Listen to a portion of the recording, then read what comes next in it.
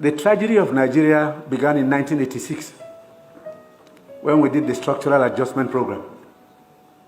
When we were persuaded to devalue our currency every week for 32 years.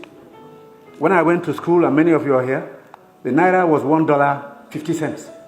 The naira was almost £1 sterling. They came here, persuaded some brilliant men from Harvard and the World Bank that weekly devaluation was wonderful. 32 years of devaluing your currency until we hit 527. And they were still telling us that the naira was still overvalued. That brought poverty, misery upon us. Then interest rates went to 30%. So nobody could build a factory, start a farm, produce anything, or create jobs. Because every time you bring in a shipload of rice, you also bring in a shipload of unemployment. Because you are transferring your wealth to sustain other economies. Somehow, Nigerians didn't notice it. So we became a nation of importers. Toothpicks. Each year it cost us $18 million. Importing toothpicks. Tomato paste, $400 million.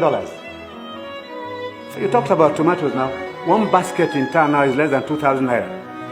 The farmers are losing money because the processors don't have enough funds to set up factories. They are going to do tomato paste. It's food-grade stainless steel. You can't just use anything because you'll be putting poison in people's stomachs. 2 factories have started off.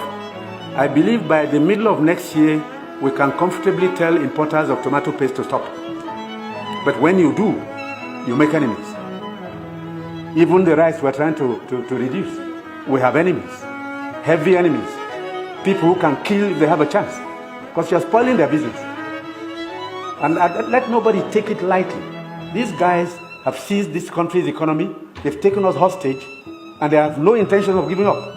Because this is a huge market, a very sweet market. And they have taken control. And I'm saying it because I have been in this business for 41 years and I can tell you some history. Abdullah Adamu is here. Import milk, sugar, toothpicks, toothpaste, handkerchiefs, pencils. We don't make. To cure Nigerians of that malady will take a while. It will take a strong government. That's the truth. And they are not happy that we're cutting down. When we cut down, they lose money there. So you see all sorts of publications. We're telling lies. We're not growing rice. We're trying to demoralize the local farmers and make sure that the economy fails. That's the story of imports. Now, I read a story recently in the newspapers. The French ambassador, the champagne ambassador in Nigeria, gave an article to The Guardian. He said Nigerians love life. We are the biggest consumers of champagne on planet Earth. More than the French who make it. There are parties you attend in some places where they only drink champagne. Of course, the individual is free to spend his money, but his money comes from Nigeria's commonwealth. So on imports, it will take a while for us to get used to local goods and accept that we should consume what we produce and produce what we want to consume. So I take your point. We have to take stern measures to cut down on imports because these young boys and girls who have no jobs today are not going to allow us to carry on enjoying life at their expense. They need jobs. They need jobs. They are children. They've graduated, they've come back home to begin a second childhood because there's no factory to employ them.